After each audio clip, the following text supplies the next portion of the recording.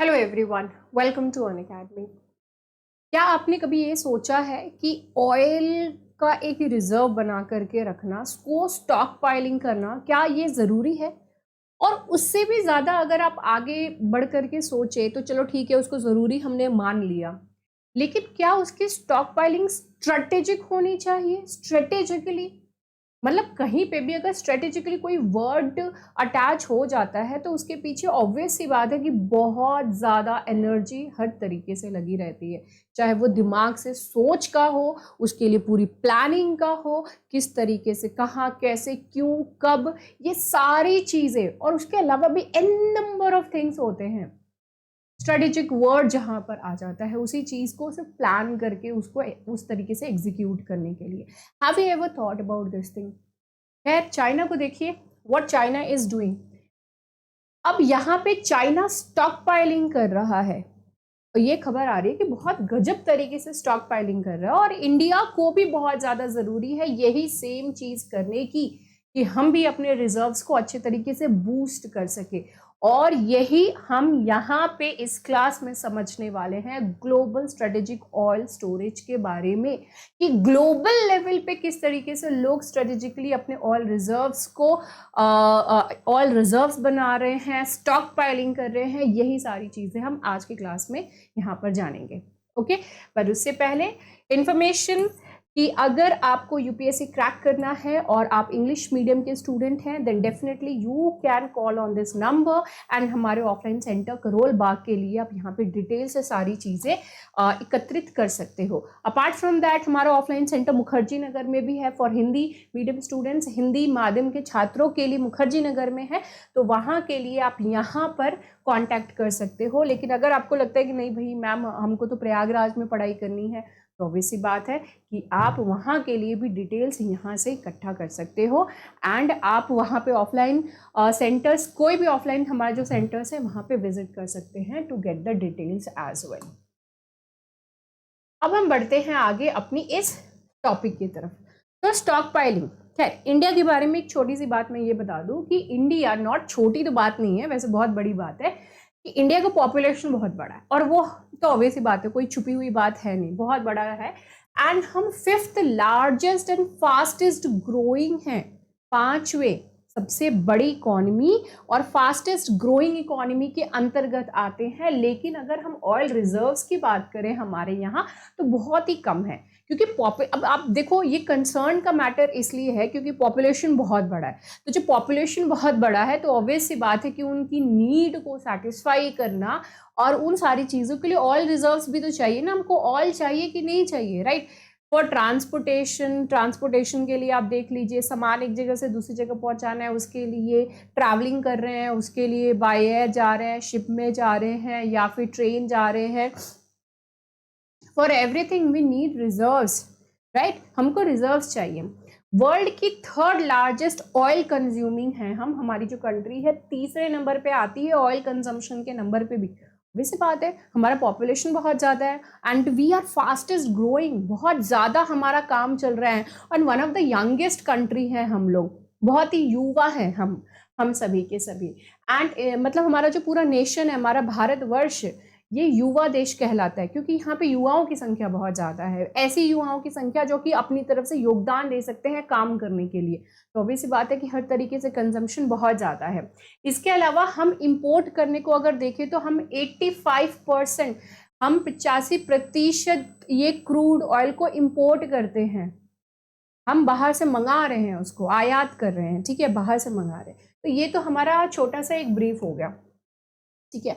अब चाइना की अगर हम बात करें तो 2023 के आखिरी कुछ महीनों में चाइना का यहाँ पे 31.5 million barrel strategic oil storage facility थी, और ये कहाँ पे इन्होंने रखी? चाइना का पोर्ट डोंगिंग, उसके वहाँ पर, चाइना के ईस्टर्न साइड में डोंगिंग, वहाँ पे कितना बैरल है? इट्स 31.5 मिलियन बैरल, और ये स्ट्रेटेजिक ऑयल रिजर्व है, जिसको कि स्ट्रेटेजिकली इन्होंने रिजर्व करके रखा है कि आगे, अब यहाँ पे स्ट्रेटेजिक ऑयल रिजर्व का मतलब क्या हो गया? इन फ्यूचर आगे अगर हमको जरूरत पड़ेगी तो हम इन ऑयल रिजर्व्स का तब इस्तेमाल करेंगे। It is not like that कि आपने रखा जरूरत पड़ रही है तुरंत तुरंत तुरंत तुरंत उसको जो है आप यूज करते जा रहे हो। It's not like that. Strategically इसीलिए इसके साथ ये वर्ड है, क्योंकि हम इन फ्यूचर के लिए प्लान कर रहे हैं कि फ्यूचर में अगर हमको जरूरत पड़ेगा तो फ्रॉम दिस यहाँ से हम इसका इस्तेमाल करेंगे। काफी ज्यादा हैवी परचेज किया गया है रशिया में, रशिया के थ्रू यहाँ से क्रूड ऑयल की बहुत ज़्यादा परचेजिंग यहाँ पर करी गई है। एंड ये future oil price surge is it. अब इससे यहाँ पर क्वेश्चन भी रेज हो रहा है कि क्या ये फ्यूचर ऑयल प्राइस को सर्च करने का भी एक तरीका है क्या? मतलब आने वाले टाइम पीरियड में ये लोग इतना ज़्यादा स्टॉक पाइलिंग कर रहे हैं, तो क्या आने वाले टाइम पीरियड में ऑयल की प्राइस इंक्रीज होने वाली है? क्या ऐसा हो सकता है? हाल फिलहाल में आप सभी को पता चल ही रहा होगा कि भैया यूक्रेन वर्सेस ये रशिया जो चल रहा है, इसकी वजह से काफ़ी सारे सैंक्शंस लगे थे। रशिया के ऊपर सैंक्शन लगा, ठीक है, रशिया के ऊपर सैंक्शन लगा। कहा गया कि भाई आप यहाँ से फ्यूल को, यहाँ रशिया से फ्यूल को नहीं आप परचेज कर सकते हो। सैंक्शन का मतलब यही होता है कि भैया अब उनके साथ अब आपको अपनी दोस्ती यारी सब तोड़नी पड़ेगी। यूएस ने बोल दिया तो बाकी देशों को करना पड़ेगा, है ना, इस तरीके से चीज़ें। तो काफ़ी सारी कंट्रीज ने इस तरीके से करना बंद कर दिया कि वहाँ से उन्होंने धीरे धीरे अपना रिड्यूस करना स्टार्ट कर दिया। एंड इंडिया को भी बहुत ज़्यादा ऊपर दबाव पड़ रहा था कि why you are purchasing. And इसके बाद एस जयशंकर हमारे मिनिस्टर एक्सटर्नल अफेयर्स के, उन्होंने बहुत ही फेमस अपना जवाब दिया था कि भैया when you are purchasing then it's very good, बल्ले बल्ले, बट अगर हम खरीद रहे हैं तो बहुत दिक्कत वाली बात है। आप भी तो अपनी नीड के लिए खरीद रहे हो, तो फिर हम अगर अपनी नीड के लिए खरीद रहे हैं तो इसमें क्या खराब बात है? ठीक है। अब रशिया अपना जो अब देखो, रशिया में सैंक्शन लगने की वजह से पूरे वर्ल्ड लेवल पे ऑयल की प्राइसेस काफ़ी ज़्यादा बढ़ गई थी, और यहाँ पे हमको रशिया से सस्ते में मिल रही है। रशिया हमारा फ्रेंड है। ये यूक्रेन रशिया के बीच में जो चीज़ चल रही है, तो उसमें हम वी आर ट्राइंग कि हाँ चीज़ें सेटल डाउन हो जाए, बट हम अपने नेशन के हित में भी तो देखेंगे कि हमारे हित के लिए क्या ज़रूरी है। पूरे वर्ल्ड में क्या कोई ऐसी देश है जो अपना हित छोड़ करके पहले सामने वाले का हित देख रही है? कोई ऐसा नहीं है। यूएस है? नहीं। यूएस अगर समझदारी करता तो ये बोलता बेटा क्यों नेटो ज्वाइन करने के जिद पे पड़े हुए हो, शांति से रहो, तुमको जो हेल्प चाहिए हम आपको हेल्प करेंगे, सबके साथ मिलजुल करके रहो। इस तरीके से चीज़ें हो सकती थी। बट यहाँ पर क्या चीज़ था? इंस्टिगेट करने वाला चीज़ था वेस्टर्न कंट्रीज की तरफ से कि नहीं भाई तुम तो नेटो ज्वाइन करो।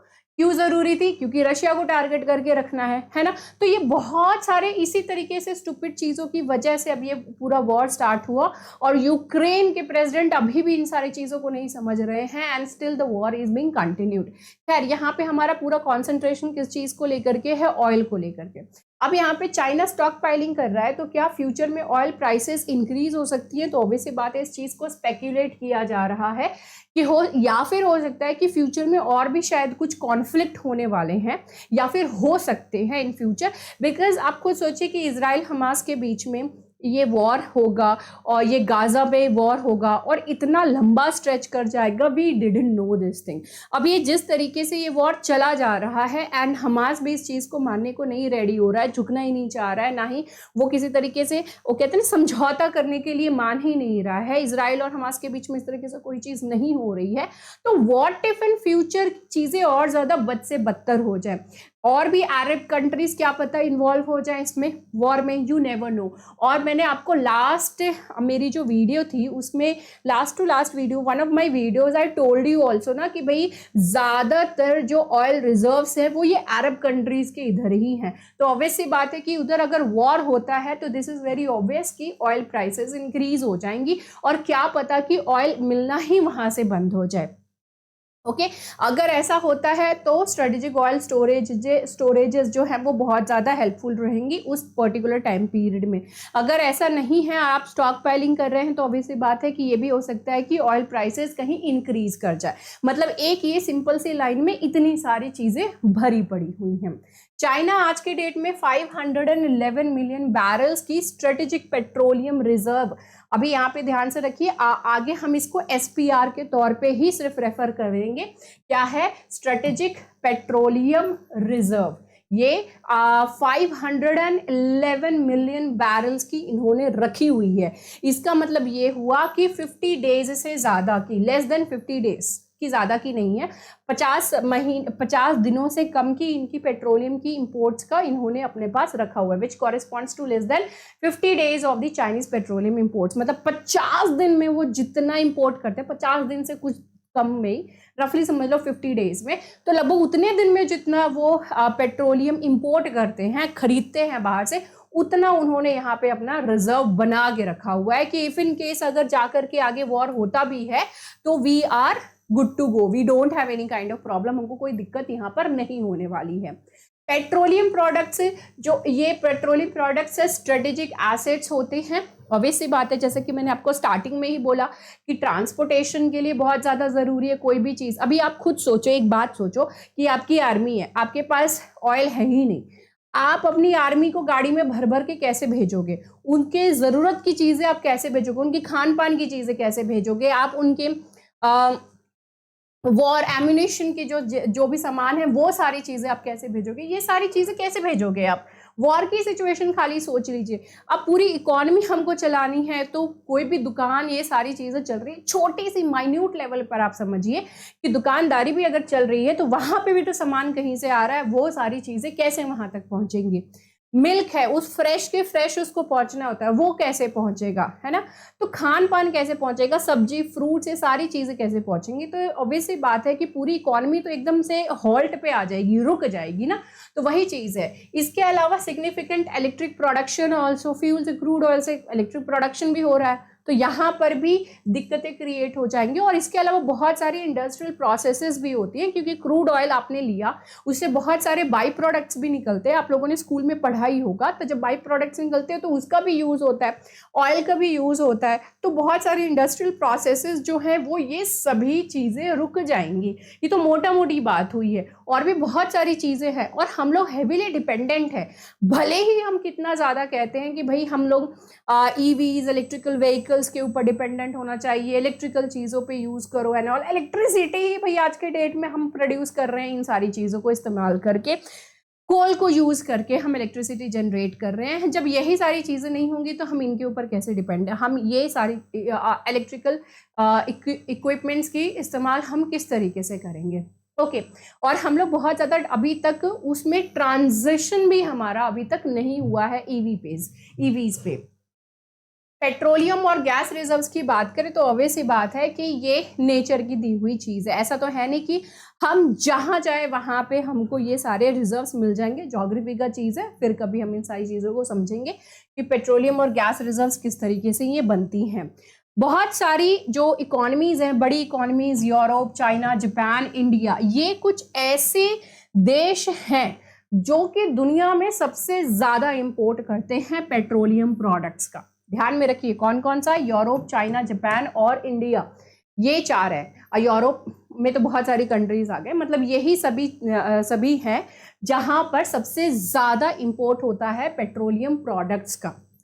अब ग्लोबल स्ट्रेटेजिक पेट्रोलियम रिजर्व्स की अगर हम यहाँ पर बात करें तो ये इसका मतलब क्या होता है? इसका मतलब ये है कि क्रूड ऑयल इन्वेंट्रीज, मतलब कि स्टॉक पाइलिंग, क्रूड ऑयल की स्टॉक पाइलिंग करना, उसको आप रखना, जैसे कि एक तरीके से आप अपने सेविंग्स समझो ना, आप अपने पास कुछ इन्वेस्टमेंट समझो, आपने कहीं पे इन्वेस्ट करके रखा हुआ, SIP हो गया, या फिर आप कहीं पे अपना पैसा आप रखे हुए जिसको आप गुल्लक हो गया, छोटा एकदम स्मॉल लेवल पे मैं समझाती हूँ, गुल्लक पे आप रोजमर्रा कुछ ना कुछ उसमें पैसे डालते रहते हो। एक ऐसा टाइम आया when you don't have money, आपके पास पैसा नहीं है, तो हो सकता है कि वो गुल्लक के पैसे आपको बहुत ज़्यादा हेल्पफुल हो जाए। ये उसी तरीके से ही है। इसमें ये जो क्रूड ऑयल इन्वेंट्रीज या फिर ये जो स्टॉक पाइल्स होती हैं, ये करी जाती हैं गवर्नमेंट के द्वारा। किसी भी कोई पर्टिकुलर देश है वो इस तरीके से करता है, या फिर कोई प्राइवेट इंडस्ट्री भी इस तरीके से ये काम कर सकती है। ये क्यों किया जाता है? इकोनॉमी को सेफगार्ड करने के लिए, और इसके अलावा अपनी नेशनल सिक्योरिटी, जब भी कोई एनर्जी क्राइसिस हो उस टाइम हम इसको क्या कर सके, एनर्जी क्राइसिस के टाइम पीरियड में अपनी सिक्योरिटी को सिक्योरिटी में हेल्प आउट कर सके। वैसे जैसे कि मैंने आपको बताया वॉर सिचुएशन में वी नीड ऑयल, तो उस टाइम हम किस तरीके से करेंगे? ट्रांसपोर्टेशन में चाहिए ना, बाई एयर भी चाहिए, नेवी को भी चाहिए, ऐसे भी चाहिए, आर्मी को भी चाहिए, तो सारी चीज़ें कहाँ से होंगी? ये स्टॉक पाइलिंग से हमको बहुत ज़्यादा यूज़ हो जाएगा। स्ट्रेटेजिक रिजर्व्स का यहाँ पर काम रहता है शॉर्ट टर्म सप्लाई अगर डिसरप्शंस कभी होती हैं तो उस टाइम भी ये इस्तेमाल होते हैं। जैसे कि अगर मैं यहाँ पर एग्जांपल दूं, शॉर्ट टर्म सप्लाई डिसरप्शंस होना, तो इसका मतलब जस्ट फॉर एन एग्जांपल कि क्रूड ऑयल का प्राइस, ठीक है, क्रूड ऑयल की प्राइस बहुत ज्यादा इंक्रीज हो चुकी है, ठीक है, काफी ज्यादा बढ़ गई है। जब भी ये $100 पर बैरल जब हो जाती हैं या फिर उससे ज्यादा, मतलब $100 पर बैरल से ज्यादा जैसे ही होती है तो ये बहुत ज्यादा हो जाती हैं। अभी हाल फिलहाल में यूक्रेन और रशिया की वजह से $140 पर बैरल थी, जो कि बहुत ज्यादा होती है, बहुत ज्यादा प्राइस है। तो इस पर्टिकुलर टाइम पीरियड में ऑब्वियस सी बात है, जब देश बहुत महंगा तेल खरीदेगा तो वो बहुत महंगे तेल को जब जनता वो बेचेगा तो उसके ऊपर बहुत तरीके के टैक्सेस भी लगते हैं, तो ऑब्वियस सी बात है वो और भी ज्यादा इंक्रीज हो जाएंगी। तो ऑब्वियस सी बात है कि जो जनता है उनकी जेब पे बहुत महंगा पड़ेगा ये, और वो इस चीज को अफोर्ड नहीं कर पाएंगे, क्राइसिस होना स्टार्ट हो जाएगा। तो उस टाइम पीरियड में भी ये स्टॉक की इस्तेमाल हो सकती है। ये स्टॉक को इस टाइम भी इस्तेमाल किया जा सकता है कि भाई वहां से स्टॉक पाइलिंग से निकाल करके यहाँ पर दो, सो दैट थोड़ी सी आसानी रहे, थोड़ा सा ईज रहे मार्केट में। बहुत ज्यादा आम जनता जो लोग हैं उन सभी को बहुत ज्यादा दिक्कतों का फेस ना करना पड़े। तो शॉर्ट टर्म सप्लाई डिसरप्शंस जब होती हैं तो उस टाइम भी इस तरीके की चीजों का उस टाइम भी स्टॉक पाइलिंग का इस्तेमाल होता है। अब कुछ ऐसे ग्लोबल इवेंट्स और सप्लाई चेन क्राइसिस एग्जाम्पल, मैं आपको स्टार्टिंग से ही यूक्रेन वॉर का बता ही रही हूँ, जस्ट अभी मैंने आपको बताया कि इसकी वजह से किस तरीके से प्राइसेस इंक्रीज हो गए। दूसरा है day to day lifes of the citizens are impacted, supply chain crisis होने की वजह से दिन रोजमर्रा की जो जिंदगी होती है लोगों की उसके ऊपर असर पड़ता है। सिंपल सी बात, अगर मैं एग्जांपल में जैसे मैंने आपको दिया कि सब्जियों के भाव बढ़ जाएंगे क्योंकि पेट्रोल की प्राइस इंक्रीज हुई, तो वो सब्जियों को एक जगह से दूसरी जगह ले जाने के लिए ट्रक इस्तेमाल होते हैं, है ना। वो ट्रक में पेट्रोल लग रहा है अच्छा खासा, उसका रेट इंक्रीज हो गया है, वो रिकवर कहाँ से होगी? कंज्यूमर से, आगे वाले आने वाली चेन में जो लोग हैं उनसे होगी, है ना। तो जिनको आपने दिया दुकानदार को, उनसे आपने ज्यादा पैसे लिए, पहले से ज्यादा पैसे लिए, अब वो दुकानदार अपनी प्रॉफिट रख करके आपसे उस हिसाब से चार्ज कर रहा है। पहले गोभी जिस तरीके से, सपोज जस्ट फॉर एग्जांपल, गोभी किसानों से 2 रुपए 5 रुपए में खरीदी जाती है, फिर इसी तरीके से सारे प्राइसेस ऐड होते हुए, ट्रांसपोर्टेशन, मिडिलमैन चार्ज, फिर बाद में उनके ऊपर प्रॉफिट, ये सारी चीजें ऐड करते करते आप तक पहुंचते पहुंचते 20 रुपीज तो कभी 40 रुपीज हो जाती है ना। तो ये डे टू डे जो रोजमर्रा की जिंदगी है उसके ऊपर इम्पैक्ट डालता है। अमेरिका कभी कभी सैंक्शंस लगा देता है, जस्ट मैंने आपको एग्जांपल दिया रशिया के ऊपर सैंक्शन लगा देना, एंड इवन ईरान के ऊपर भी सैंक्शन लगाया हुआ है यूएसए ने, पहले लगाया हुआ था, ठीक है, मतलब एग्जाम्पल के तौर पे मैं आपको बता रही हूँ। तो अमेरिकन सैंक्शंस की वजह से भी जहाँ पे ऑयल रिजर्व्स है वहां से आप ऑयल नहीं खरीद पा रहे हो, तो ऑब्वियस बात है कि डिमांड बढ़ जाएगा। एक मतलब 2 जगह है जहां से आप ऑयल ले रहे हो, यहाँ पे सैंक्शन लग गए, अब यहाँ से तो नहीं हो रही है लेन देन, अब यहाँ से लेन देन हो सकती है, तो यहाँ पे क्या होगा, demand all of a sudden बहुत ज्यादा बढ़ जाएगी, और डिमांड सप्लाई आपको पता ही है कि डिमांड बढ़ेगा तो ऑब्वियस बात है कि प्राइस भी इंक्रीज होगी, तो ये चीज हो जाती है। इसके अलावा organisation of petroleum exporting countries, ये भी जो ऑर्गेनाइजेशन है ये भी अपनी तरफ से एडिशन एंड सब्ट्रैक्शन करती रहती है कि भैया किस तरीके से हम चार्ज करेंगे पेट्रोल, ये जो क्रूड ऑयल्स हैं। ओपेक का भी ये जो ऑर्गेनाइजेशन है, ओपेक इसको बोलते हैं शॉर्ट टर्म में, organisation of petroleum exporting countries, तो यहाँ पर इनके भी एक्शंस की वजह से भी काफी इम्पैक्ट यहाँ पर पड़ता है। ग्लोबल पेट्रोलियम रिजर्व्स, अब ग्लोबल लेवल पे हम बात करेंगे, बहुत सारी कंट्रीज का हम यहाँ पर बात करेंगे। वर्ल्ड की अगर हम बात करें, पूरी दुनिया में एक दिन में 100 मिलियन बैरल्स इस्तेमाल होते हैं, बैरल्स, ठीक है, जिसमें ऑयल रहता है, तो 100 मिलियन बैरल्स यहाँ पर इस्तेमाल होते हैं हर रोज, ये रफली एस्टिमेट किया जा रहा है। इसका मतलब क्या हुआ, 36.5 बिलियन बैरल्स पर ईयर, इतना 36.5 बिलियन बैरल्स एक साल में इतना कंजम्पशन होता है ऑयल का। तो ऑब्वियस बात है कि यहाँ पर ऑयल का बहुत ज़्यादा कंजम्पशन हो रहा है, डिमांड उस हिसाब से है, तो वैसी बात है कंट्रीज अपने लेवल पे उसी हिसाब से उसको स्ट्रेटेजिकली डिज़ाइन भी करेंगी कि हमको किस तरीके से रिजर्व्स रखना है। अब यहाँ पे कह रहा है कि जो ग्लोबल ऑयल रिजर्व्स हैं हाल फिलहाल में, ये कितनी है 1650 बिलियन बैरल्स, आज के डेट में इतनी है 1650 बिलियन बैरल्स है। और ये एस्टिमेट लगाया जा रहा है कि अगले 45 साल तक ये चलेगा, ये अगले 45 साल तक चलेगा इफ इन केस हम नया रिजर्व्स नहीं देख रहे हैं, हमको नया रिजर्व्स जो है वो नहीं मिल रहा है, तब ये 45 साल आगे आने वाले 45 ईयर्स तक ये सारी चीजें चलेंगी। मेजर कंट्रीज कोई ऐसी मतलब ऐसी बड़ी कंट्रीज, ऐसी कंट्रीज जहां पर की ऑयल रिजर्व्स हैं, तो कौन कौन सी हैं? सबसे ज्यादा आप यहाँ पे देख सकते हो वेनेजुएला में है, और वेनेजुएला में यही रिजर्व्स है, ऑयल रिजर्व्स है, जिसकी वजह से यहाँ पर क्राइसिस भी आ रखी है, ये हम कभी डिस्कस करेंगे, ठीक है। उसके अलावा Saudi Arabia, Canada, Iran, Iraq, Kuwait, UAE, Russia, Libya, United states, China, India and Pakistan हमारे पास भी है, लेकिन बहुत ज़्यादा नहीं है, 0.29% है। हो सकता है कि आने वाले टाइम में हमको और भी रिजर्व्स मिले, बट वी डू हैव। तो ये कुछ ऐसी कंट्रीज हैं इस तरीके से जहां पर की ऑयल रिजर्व्स हैं। तो ये परसेंटेज में आप देख सकते हो कि किस तरीके से कितनी कितनी परसेंटेज में है। Okay, global strategic petroleum reserves, अब यहाँ पे एक नया नाम आ रहा है, इंटरनेशनल एनर्जी एजेंसी। ये जो एजेंसी है इसमें 31 कंट्रीज इन्वॉल्व है, एंड यहाँ पर the members requires to hold strategic reserves equal to 90 days. मतलब आपने पिछले साल जितना इंपोर्ट किया उसके हिसाब से आप 90 दिन का आपका जितना खर्चा पानी हो सकता है ये ऑयल का, तो उस हिसाब से आपको अपना स्ट्रेटेजिकली रिजर्व बना करके रखना है। ये यहाँ पर इसके अंतर्गत ये मेंबर्स को बोला गया है कि भाई इस तरीके से आप कर करके रखे रहो, right. Only net exporters members of IEA exempt from this requirement. Okay, यही सिर्फ यहाँ पर एक एग्जेम्पशन इन्होंने दिया हुआ है कि जो नेट एक्सपोर्टर मेंबर्स हैं IEA के।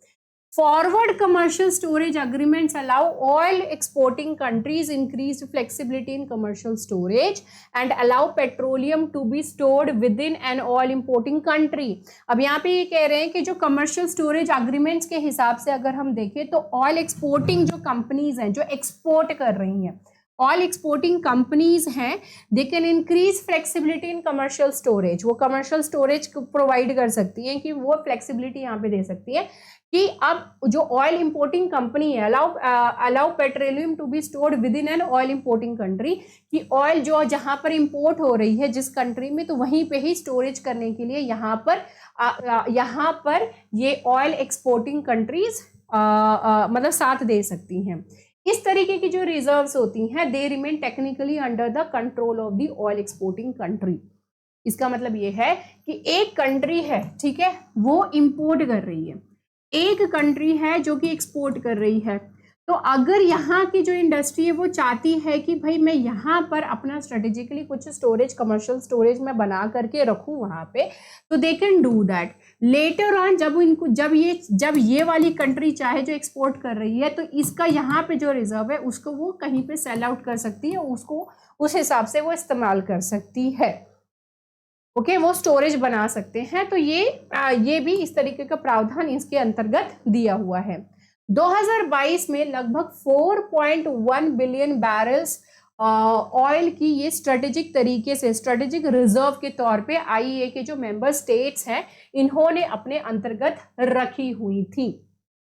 ओके, इसमें US, चाइना जो कि IEA का मेंबर नहीं है, और जापान यहाँ पे क्रूड ऑयल कंज्यूमर्स हैं, और यहाँ पर दीज आर द कंट्रीज जो कि सबसे ज़्यादा स्ट्रेटेजिक तरीके से पेट्रोलियम रिजर्व्स इन्होंने अपने बना करके रखे हुए हैं, और चाइना इसके ऊपर और ज़्यादा काम कर रहा है। ठीक है, तो सबसे ज़्यादा किसके पास है? US, चाइना और जापान, इन्होंने सबसे ज़्यादा इसको रखा हुआ है।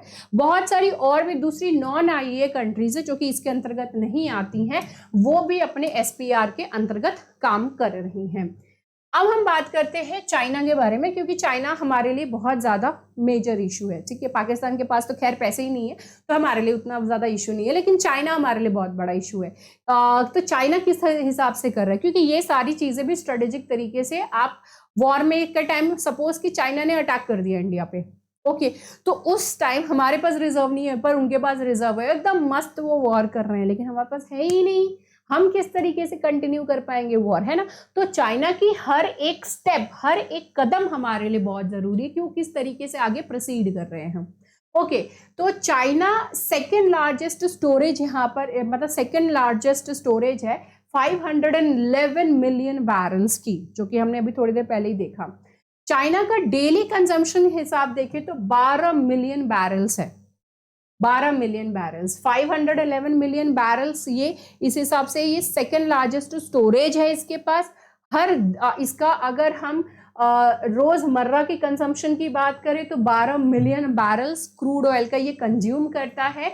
इनकी एसपीआर की बात करें तो अभी हमने देखा ना, लगभग 40 से 50 दिनों की जो इंपोर्ट होती है उसकी इन्होंने एसपीआर अपनी एकत्रित करके रखी हुई है, और ये अपना यहां से रेस करके 90 दिनों के रिजर्व्स तक अब अपना टारगेट रखे हुए। 40-50 दिन के तो हमने कर लिए हैं अचीव, अब हम 90 दिनों का अचीव करना चाहते हैं। तो मतलब अब ये अपना स्टॉक पाइलिंग और ज्यादा इंक्रीज करने की कोशिश कर रहे हैं।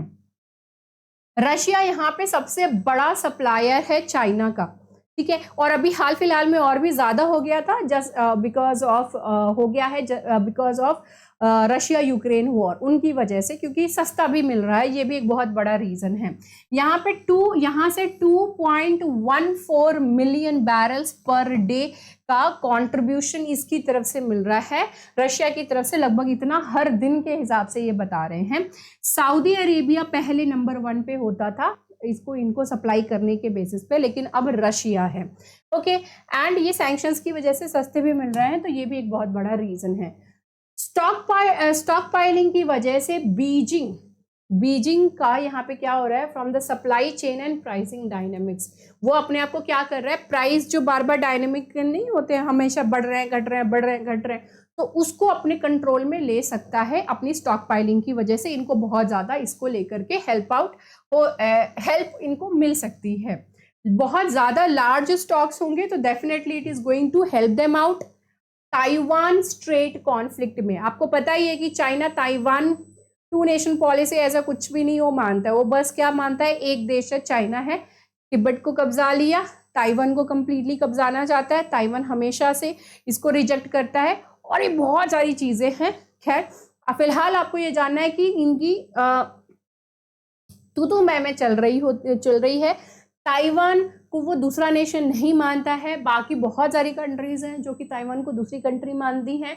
यूएस अपना एनवॉयज वहाँ पे अक्सर भेजता रहता है, ठीक है, तो हो सकता है कि कल को ताइवान स्ट्रेट में कोई कॉन्फ्लिक्ट हो, कोई वॉर हो, तो वैसी बात में यूएस का प्रेजेंस भी वहाँ पर हो सकता है। तो इस पर्टिकुलर टाइम में ये जो इतने बड़े स्टॉक्स हैं वो डेफिनेट सी बात है कि बहुत ज़्यादा हेल्पफुल रहेंगे इनके लिए, और इन सारी चीज़ों की वजह से ऑब्वियस बात है कि सैंक्शंस लग सकता है, इकोनॉमिक लॉस हो सकती है, इकोनॉमी पे भी बहुत बड़ा इम्पैक्ट पड़ सकता है। तो इन्हीं सारी चीज़ों को बचा करके रखने के लिए वो एक जो इसका स्ट्रेटेजिकली काम अभी क्या हो रहा है, ऑयल स्टॉकिंग, ठीक है, तो स्टॉक पाइलिंग इनको यहाँ पर भी बहुत ज़्यादा हेल्प करेगी।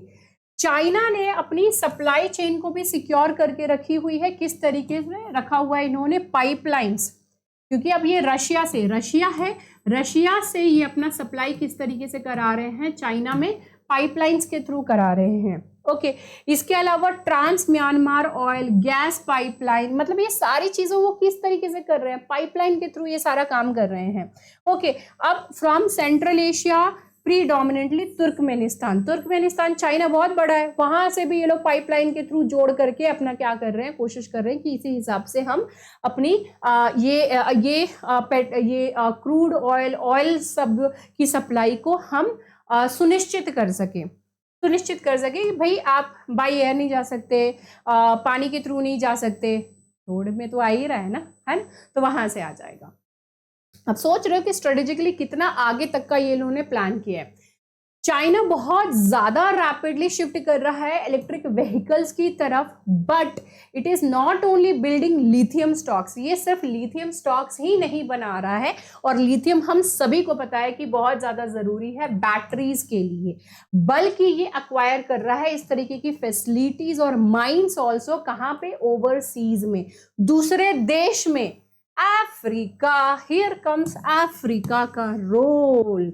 मैं हमेशा कहती हूँ ना कि चाइना बहुत ज्यादा दिमाग लगाता है, तो अफ्रीका जैसी कंट्री, अफ्रीका में इतनी सारी कंट्रीज हैं, वहां पे इसका स्ट्रेटेजिकली प्रेजेंस होने के पीछे एक और रीजन समझ में आ रहा है आप लोगों को?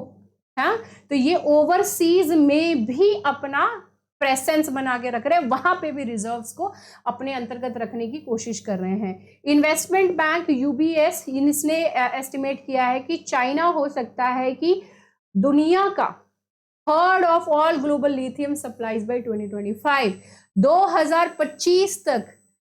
मतलब आप समझिए कि सपोज 3 पार्ट में डिवाइड है, तो एक पार्ट ऐसा है जो किसके अंतर्गत रहेगा? तो चाइना के अंतर्गत रहेगा, जो कि बहुत बड़ी बात है, बहुत बड़ी बात है। तो ये सिर्फ स्टॉक पाइलिंग ऑयल की ही नहीं कर रहा है, बल्कि लिथियम का भी कर रहा है, बैटरीज। तो ऑब्वियसली बात है कि रेट इसके भी इंक्रीज होंगे। यूएस के स्ट्रेटेजिक रिजर्व की बात करें तो इनकी मैक्सिमम कैपेसिटी आप देख सकते हो कि सबसे ज्यादा यहीं पे ही है, 727 बैरल्स इन्होंने यहाँ पर अपने अंतर्गत रखा हुआ है। जापान की अगर हम बात करें तो इनकी एसपीआर कितनी है? 33 days of crude oil exports. अभी इन्होंने 2022 में जितना एक्सपोर्ट किया था उसके हिसाब से 133 दिनों का इनको अपने पास लेकर के रखने का रखा हुआ है इन्होंने।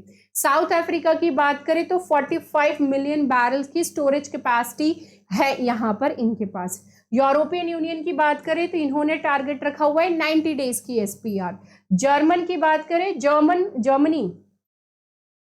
जर्मनी में जो यूरोप, पूरे यूरोपियन कंट्रीज में सबसे ज्यादा एसपीआर यहाँ पर किसके पास? स्ट्रेटेजिक पेट्रोलियम रिजर्व्स की मैं बात कर रही हूँ, एसपीआर सबसे ज्यादा जर्मनी में है।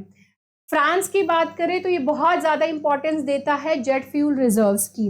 हंगरी की, ये सारी कंट्रीज यूरोपियन यूनियन के अंतर्गत, ठीक है।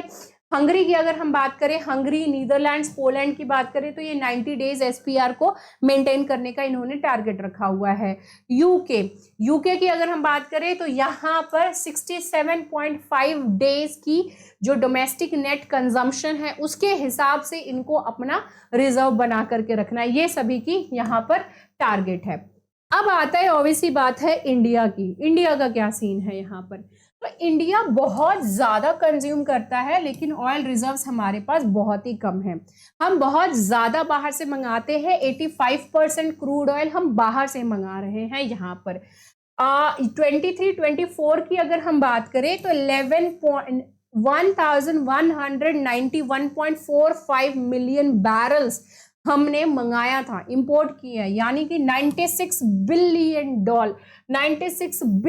डॉलर्स हमने खर्चा किया। माय गॉड, 96 बिलियन डॉलर्स हमने खर्चा किया है इतने मिलियन बैरल्स इंपोर्ट करने में। हम कितना ज्यादा कंज्यूम कर रहे हैं आप इसी से ही समझ सकते हो।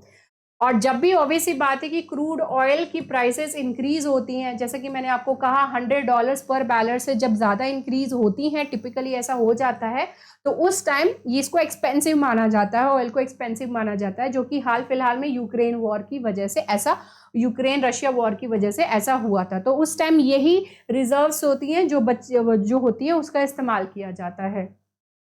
2021 तक इंडिया इंपोर्ट करता था ईरान से 21%, सऊदी अरेबिया से 16%, यूनाइटेड अरब एमिरेट से 10% करता था। यूक्रेन के साथ वॉर होने की ये जो कॉन्फ्लिक्ट हुआ, तो उसके बाद इंडिया रशिया से बहुत ज़्यादा वहाँ से इंपोर्ट करने लगा, जैसे कि चाइना कर रहा है, सस्ते में मिल रहे हैं तो क्यों नहीं करेंगे। 18% परचेज वहाँ से होने लगी। जुलाई 2022 का यहाँ पर बात हो रहा है। तो सेकेंड लार्जेस्ट सोर्स रशिया का बन गया। देखो 21% ईरान से आ रहा है और 18% अब कहाँ से आने लगा, तो रशिया से आने लगा। तो यहाँ पर हम लोग बहुत ज़्यादा अब वहाँ से हम लोग मंगाने लगे। इंडियन स्ट्रेटेजिक रिजर्व्स की हम अगर यहाँ पर बात करते हैं तो दुनिया का चौथा बिगेस्ट रिफाइनिंग हब इंडिया को माना जाता है। एंड यहाँ पे रिफाइनिंग का मतलब है तो उस हिसाब से ऑयल भी तो आ रही है, तब तो रिफाइनिंग हो रही है ना। तो 523 million barrels per year refining capacity है हमारी इतनी कि हम हर साल 523 मिलियन बैरल्स हम इतना इनको रिफाइन कर सकते हैं। हमारे पास इतना ज़्यादा मतलब हम इतने हमारी कैपेसिटी है। तो ये यूनाइटेड स्टेट्स, चाइना और रशिया के बाद हम चौथे नंबर पे आते हैं। अभी हम ऑब्वियसली बात है कि कोशिश कर रहे हैं कि एसपीआर को अपनी इंक्रीज करें, और ये एसपीआर कब यूज होगी, वॉर का सिचुएशन, कोई भी क्रिटिकल सिचुएशन हो, प्लस अगर प्राइसेस जब भी इंक्रीज होती हैं तब। यहाँ पर Indian strategic petroleum reserves limited, ये वो है जो कि रिस्पॉन्सिबल है स्ट्रेटेजिक रिजर्व्स को मैनेज करने के लिए। नाम ध्यान रखिए, Indian strategic petroleum reserves limited, this is the one who is responsible to manage all these things. India की 3 एग्जिस्टिंग एसपीआरस हैं। कहाँ पे, स्टोरेज जहाँ कैपेसिटी 36.7 मिलियन बैरल्स की है, टोटल 36.7 मिलियन बैरल्स की है।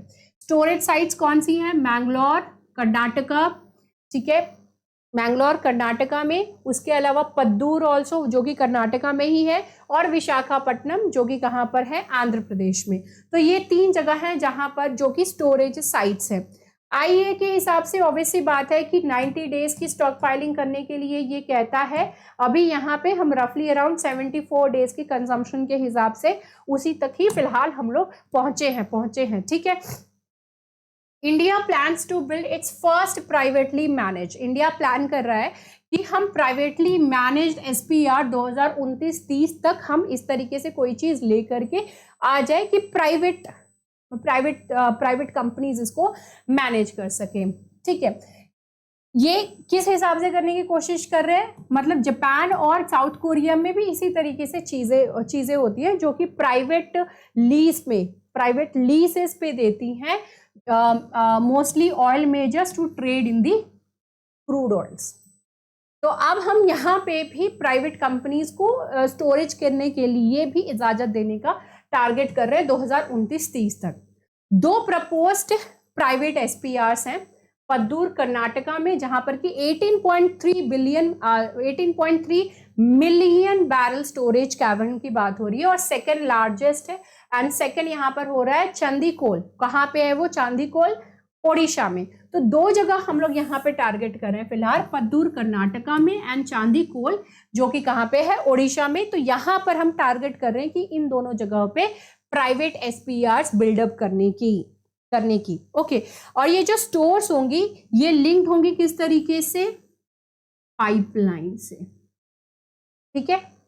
हम इंपोर्ट कर रहे होंगे oil import ports through the pipeline. So जैसे चाइना पाइपलाइन से सारा काम करने की कोशिश कर रहा है, तो इंडिया इज ऑल्सो प्लानिंग कि हम भी इसी तरीके से काम करें। तो यहीं पे ये बता रहे कि पद्दूर का कॉस्ट पड़ेगा 55 बिलियन रुपीज, रफली अराउंड $659 मिलियन का खर्चा वहां लगेगा, जहां पर कि 60% खर्चा कौन देने वाला है, गवर्नमेंट देने वाली है। यहाँ पर गवर्नमेंट ऑब्वियसली बात है कि कोशिश कर रहा है कि हम ज्यादा से ज्यादा रिजर्व मेंटेन करने की कोशिश करें, ऑब्वियसली बात है, which is really very important.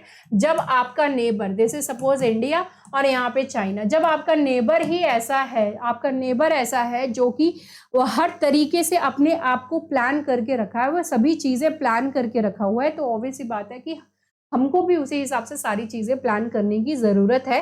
And we need to increase our crude reserve to 132 million barrels, 132 million barrel तक इंक्रीज करने की जरूरत है, जिसके पीछे बहुत सारे रीजंस है, जिसमें से कि एक ऑब्वियसली बात है कि पॉपुलेशन भी है, और उसके अलावा हमारा वॉर इशू भी है, कॉन्फ्लिक्ट भी है। गवर्नमेंट यहाँ पे अप्रूवल की है $1.6 बिलियन की, ताकि हम oil block oil block develop कर सके ब्राजील में, ठीक है, वहां पे हम इस तरीके से कर सके। एंड ये ऑब्वियसली बात है कि हम प्रोक्योर करने की कोशिश कर रहे हैं ओवरसीज में भी, जो कि चाइना भी एक तरीके से कोशिश कर रहा है, कोशिश नहीं हुई एंड काफी हद तक सक्सेसफुल भी है काफी सारी जगहों में। गवर्नमेंट ने अप्रूव किया है फिजिकल इंसेंटिव्स ऑल्सो, जिससे कि हम इन्वेस्टमेंट्स को अट्रैक्ट कर सके, टेक्नोलॉजी को इम्प्रूव कर सके, ताकि हम ऑयल फील्ड्स को रिकवर कर सके, 50 लाख करोड़ रुपीस तक के अगले 20 ईयर्स में। तो ये होती है फ्यूचर प्लानिंग। तो भाई आप लोगों का क्या फ्यूचर प्लानिंग है, आप लोगों ने क्या करना है अगले 20 साल में? देश ने तो प्लान कर लिया है कि हमको अगले 20 साल में किस तरीके से क्या काम करना है। India is also looking for more energy sources abroad.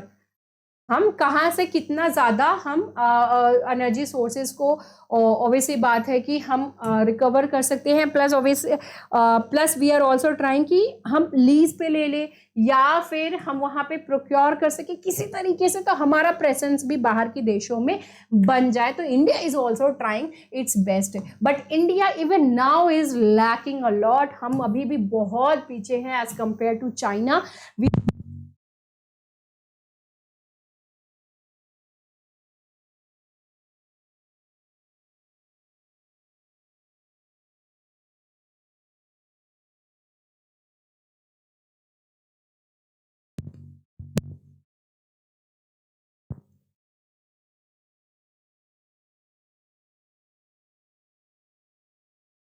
हमको फिलहाल बहुत ज़्यादा ज़रूरी है ताकि हम इस चीज़ को रिजर्व करके रख सकें, हमारे पास और भी ज़्यादा बहुत ही अच्छी स्टॉक पाइलिंग हो सके ऑयल रिजर्व्स की। So with this note, I'm ending my session. I hope that you people enjoyed it. See you in the next video. Bye bye. Take care and have a great time. आप लोग अपने views comment section में ज़रूर लिखिएगा।